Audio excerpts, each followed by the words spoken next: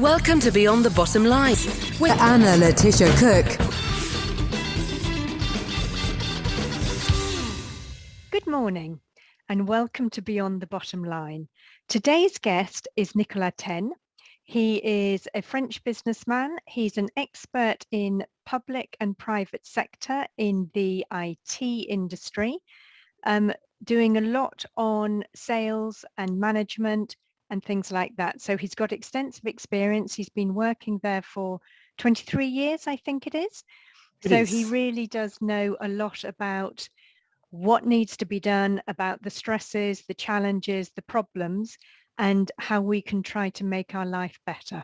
So welcome to the show, Nicolas. How are you today? Hello everybody. I'm fine. Thank you very much, Hannah, to welcome me. Well, thank you very much for joining us. I really appreciate you taking the time in your busy schedule.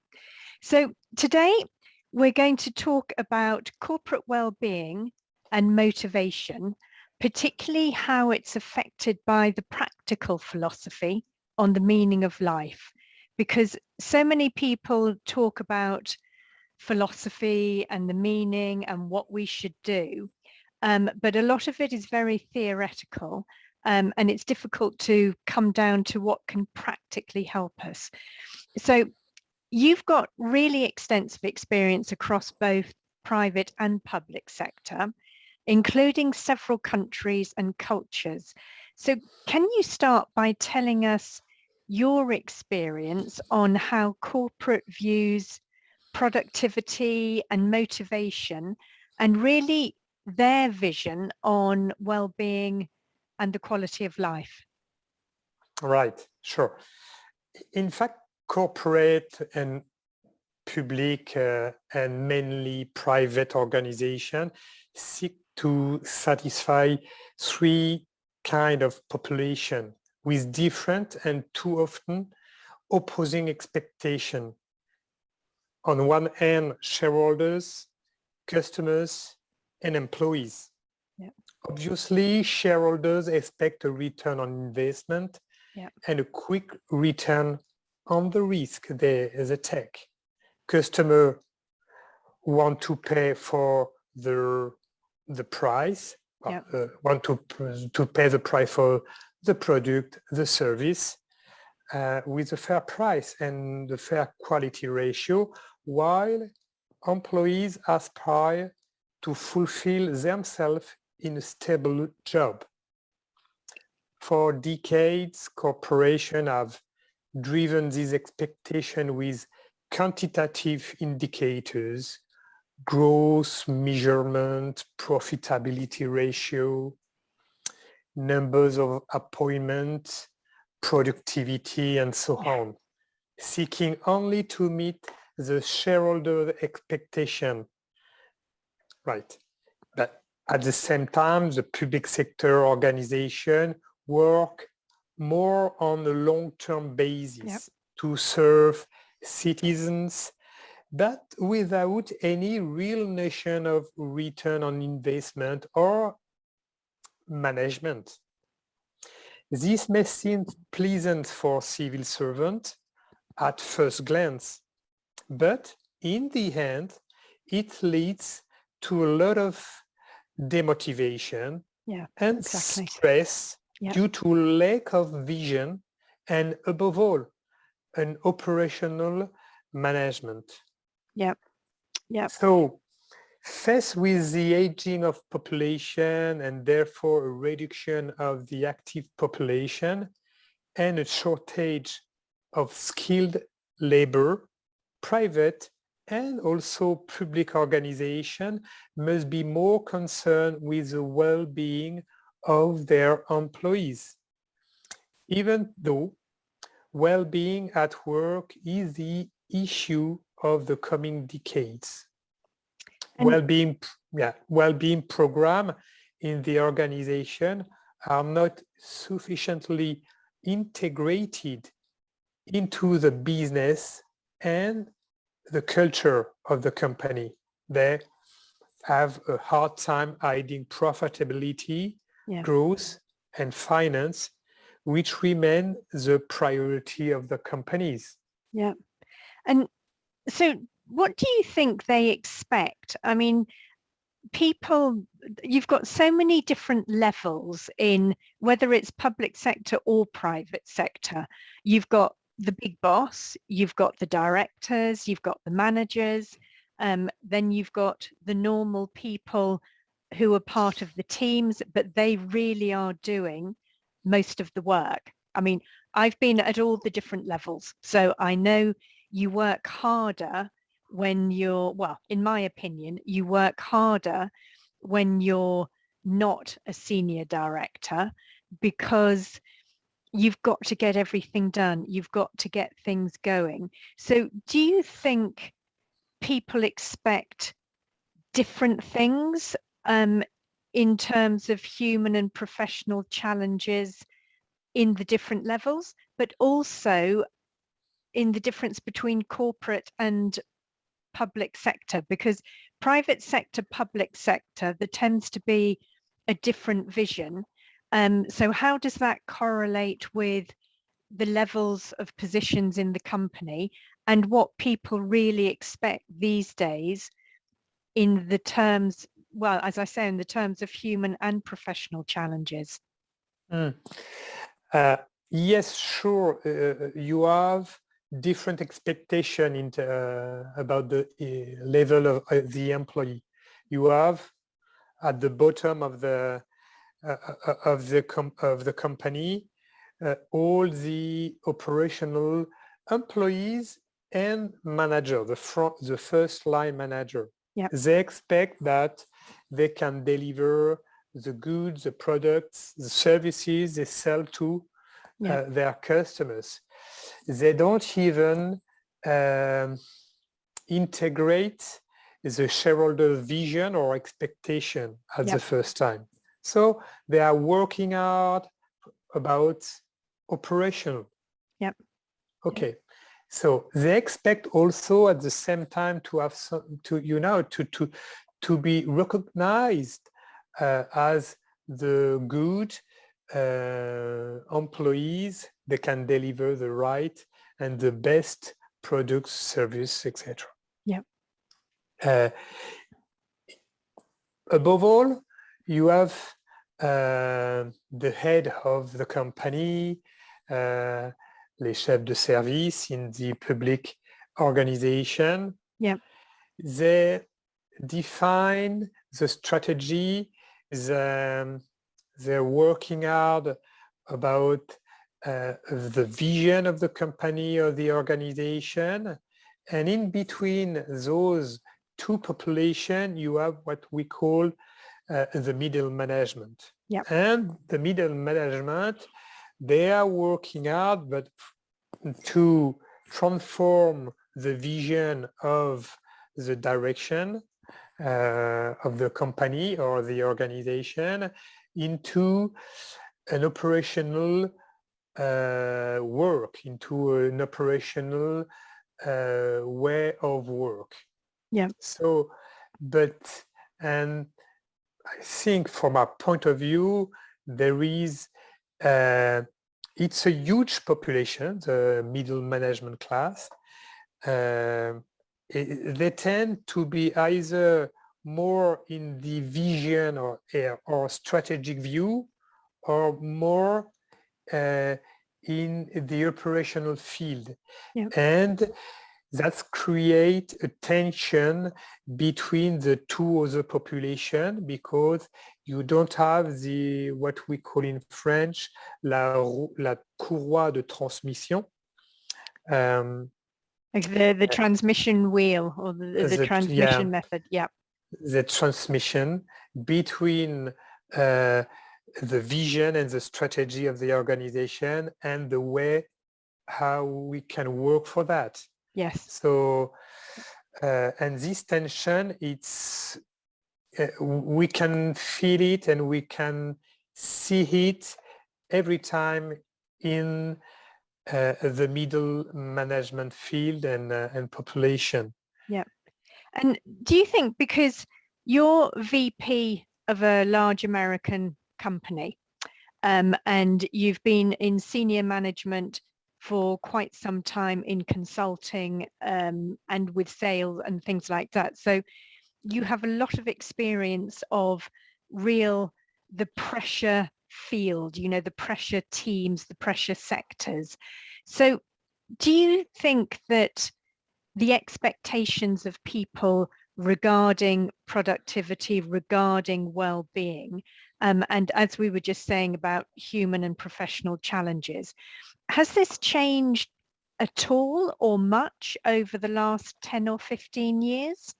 Have you seen Yes. much difference? And also, with you working with other countries, do you see a different vision with other countries as well? Difference of culture, sure. And unfortunately, a lot of has changed in the last 10 or 15 years, but not always in the right direction for my vision. Yeah. Towards an excessive importance given to data, productivity, figures, financial figures, etc. Yeah. But to be more positive, since several years, we can see a difference, a movement in favor of well-being program in the organization. They are not fully integrated in the culture, in the processes of the organization. Sometimes there are programs, external programs. Sometimes they are not in the professional time or schedule of employees. But there is a movement in the well-being in people or employees wait for more well-being integrated in in their professional life. To have a more balance, more intelligent balance between personal and professional life. Yeah, I know. I mean, I'm one of the older generation now, but I remember when I started work, I started in the city, and I was in the press industry. And so this was in the 80s. I'm not saying which part of the 80s, but it was in the 80s. And I remember the managing director, he would never get to the office before 9:30 in the morning. He would always leave by 4 o'clock. And at least 2 afternoons a week, he was playing golf with clients. And that then was the aspiration for success. But even us at the, really base levels, we didn't spend hours in the office. It wasn't normal. They didn't expect us to spend a lot of time. And also there was a big focus on things like gym membership and sports. And I don't know, it just seemed much more a friendly family atmosphere. Maybe I was lucky. Maybe I just was lucky that I had good companies to work for. But the priority seemed to be life and not the job. Everyone was very realistic that the job was there to pay the bills, to enjoy your life, and not that your whole focus was on your work. Obviously, you worked very hard when you were there, but you still enjoyed real life. And we seem to have lost that, I think. So that's why I know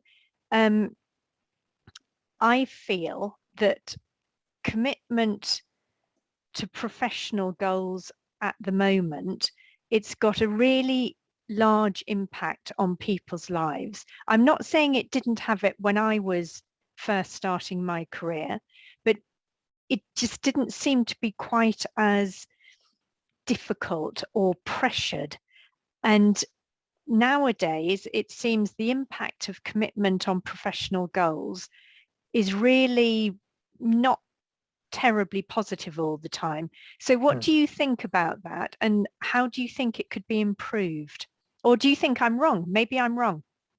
Maybe you have a No, totally different vision. no, no, no, no, no. No, you're not wrong. We feel the pressure year by year, and of course, things have changed a bit for decades. I mean, um, of course, as I said, shareholders want a quick return on investment. Yep. Customers want, they pay sometimes higher amount of price for a good service or a goods. So they want also a kind of return on investment. And in between, the employees are looking for their well-being, and okay, they want to work hard sometimes because they can be paid for their investment, their personal investment, but they feel the pressure of customers or of shareholders, depending the way the middle management improve or manage the KPI, the and the management, the internal management of the employees. Yes. So yeah, I think organization was the first step to integrate fully the well-being in their culture, but also reimagine the way we can deliver at the same time, a value for the shareholders, but also good services and products for the customers, but at the same time integrate fully the well-being of their employee. It seems to be a dream, but I think we for now we oppose too much these three populations where we can integrate, we can imagine something and to integrate the expectation of these population. Yeah, yeah. So I know you were talking to me before, because we were chatting before the interview. You were talking about practical philosophy and the meaning of life.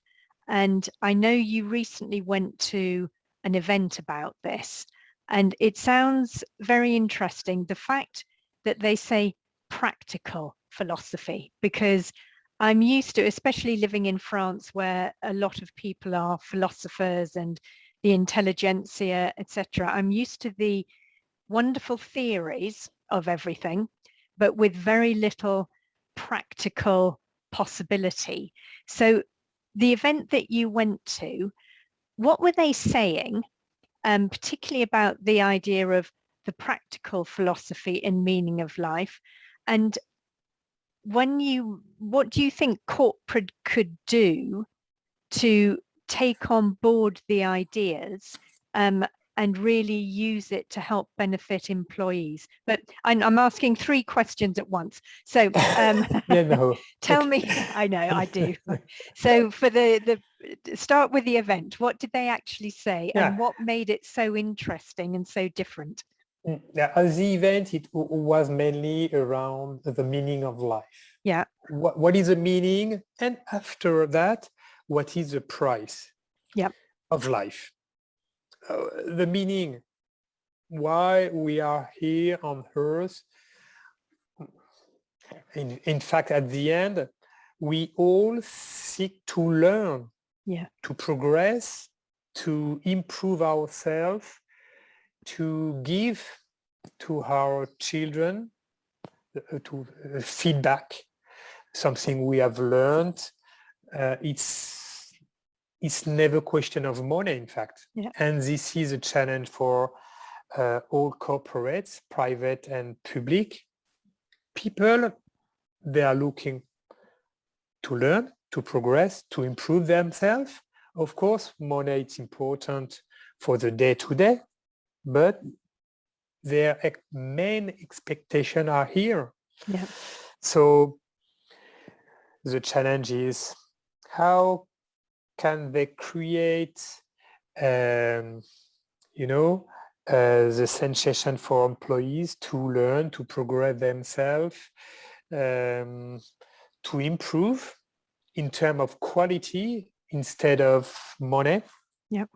And this is a question of the meaning of life, but also the meaning of professional life. How can we integrate learning, trainings in order to make employees improve themselves in the way they work, Yep.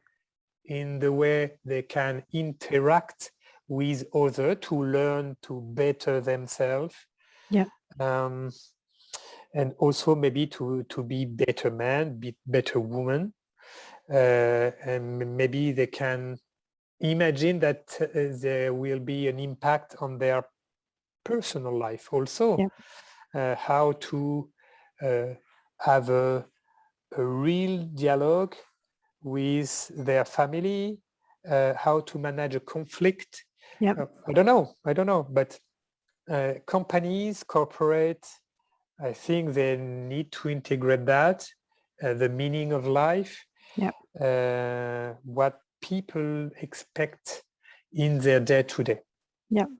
Do you think corporate is aware of this at the moment, or is this still a sort of distant dream, or sort of a little small bubble occasionally comes up, but it never develops into a stream?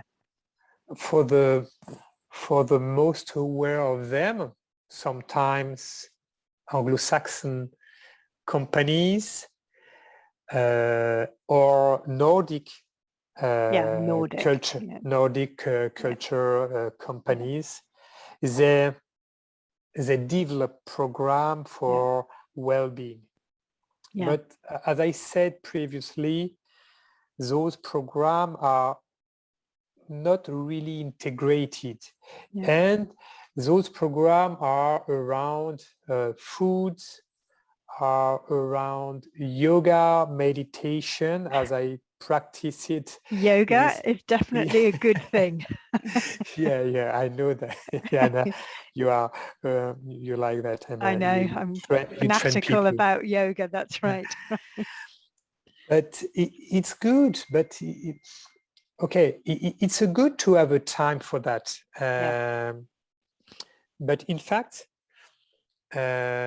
meaning of life is not yoga. Meaning of life, it's how can I improve myself? How can I learn to progress in the day-to-day, either on my professional life or my personal. So they have not fully integrated those kind of reflection of of thinking. Is this what we say philosophical practical philosophy? It's not fully integrated. Of course, this is not. This is tricky to think about program in such a field. But how can we integrate practical philosophy to have a real impact, to help people to learn, progress, improve themselves? So it's tricky. It's tricky. Do you think will it take a long time before the mentality changes? Sometimes it's too long for people. It's too long, but I think we are at the very beginning of the integration of well-being in the professional field. And what do you think employees can do to positively change their own vision to more holistic goals, so that take in every aspect of their life as part of their vision of success, and not just focus on professional targets. Because the young, I mean, as I said, I am the older generation, but I find the people a generation younger than me, they have a real, fixation is not the right word, but they are really very onto professional goals and professional titles. Although they know they don't really want that, they seem to have a problem with getting beyond that to know how to, as you said, transmit, how to move to something a bit more holistic. So what do you think they could do themselves for their life, but also in the companies to try and encourage something like that? In fact, the younger generation, what we called the Y generation. I never know which one's which. Yeah, it I know depends. my children are in their early Maybe, 30s, so whatever that generation yeah. is. Right? What are they looking at? Looking for meaning. Yeah. They want to have a sense. They want to. They can invest themselves if there is a goal, if there is a meaning for that. Yeah. And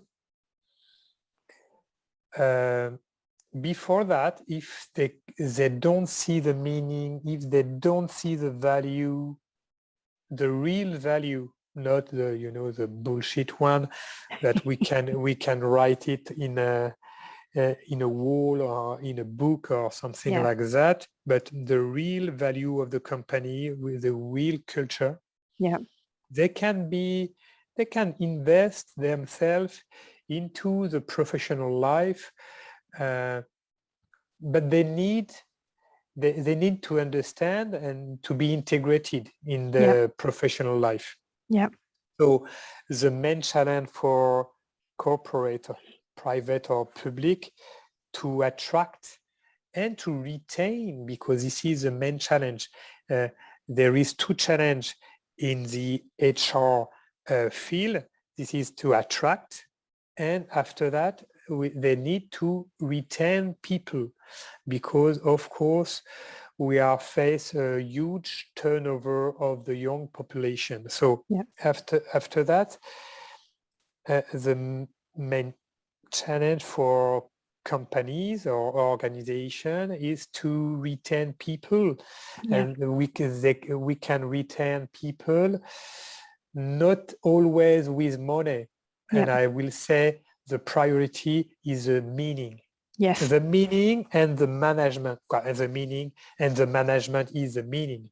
Yeah. You, as a manager, I'm working hard to define a meaning, goals, objectives, something which can be here by my employees, so that they know why they are working for, what goal, what Yeah. expectation. Yeah. And it's not always financial expectation. It's Yeah. so sometimes it's quality, sometimes it's we are working out for schedules, Yeah. for customers, for quality of something. Yeah. Yeah. Okay. So we need to integrate more what young population are waiting for something. Yeah. Okay. And what about the older population? Do you think they're as affected or as interested, or do you think just the fact of being older, they've made their choices, their priorities, and they manage the balance better? I think they try to manage the balance a little bit better, but as I can see here in my IT industry, Yeah. of course, in this industry, it's always the run for younger Yes. generation, because the younger the generation are paid a little bit less than the older or Yeah. the senior one. Yeah.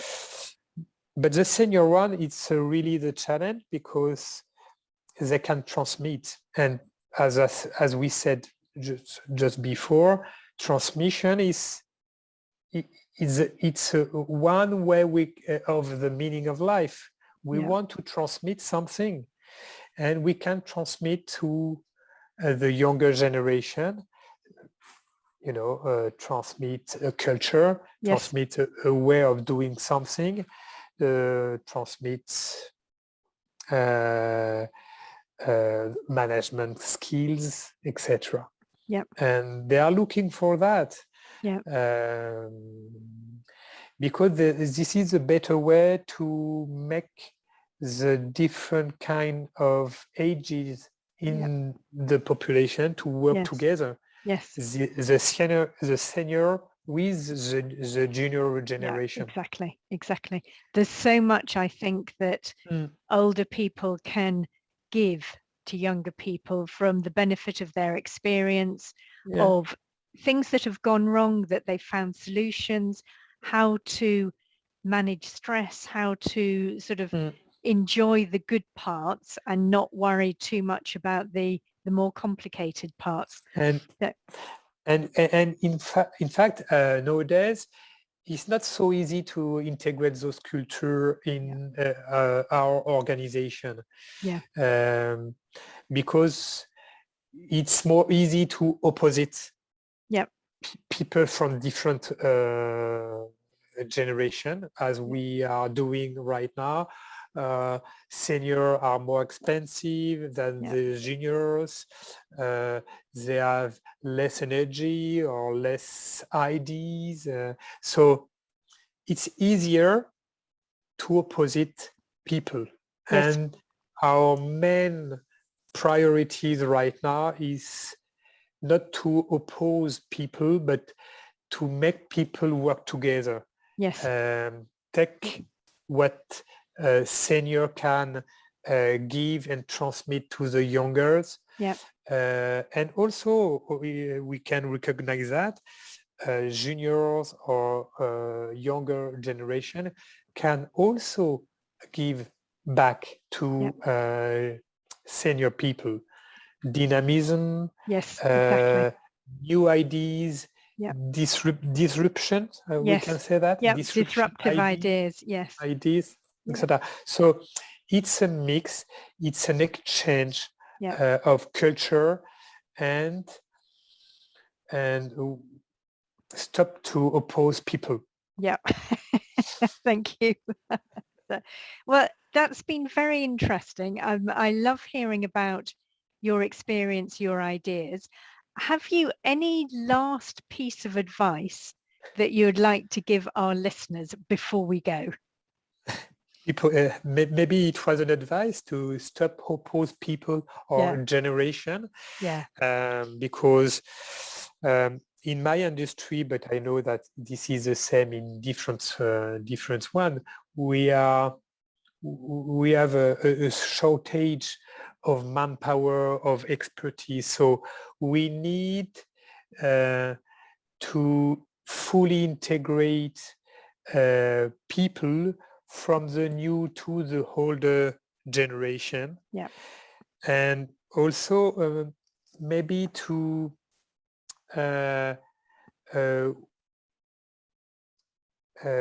work more to integrate personal to professional life. I mean that sometimes it's really separate, which creates stress. When you are in holidays, of course, you can enjoy your personal life, and you don't really want to go back to school, to go back to to your professional life. So maybe it could be smoother to work in to effacer un peu, to remove or to delete. To delete a little bit the frontier between personal and professional life. I mean, integrate mm, it slightly in- more so that you've got more mm, balance between the two. Yep. yeah, Yep. exactly, Okay. exactly. Lovely. Well, thank you very much, Nicola. It's been a real pleasure. It's so interesting to see from the experience of the industries you've worked in and the different levels to see the vision and the different possibilities. So it's been a real pleasure. Thank you very much, and talk to you again soon, I hope. Thank you, Anna. Talk to you soon. It was Thank a you. real pleasure for me also. Thank you. Okay, you have been listening to Nicolas Taisne and me, Anna Letitia Cook, on Beyond the Bottom Line. Do tune in again next week. We've got several other very interesting guests, and have a lovely week. Bye, everyone. Bye. Bye-bye.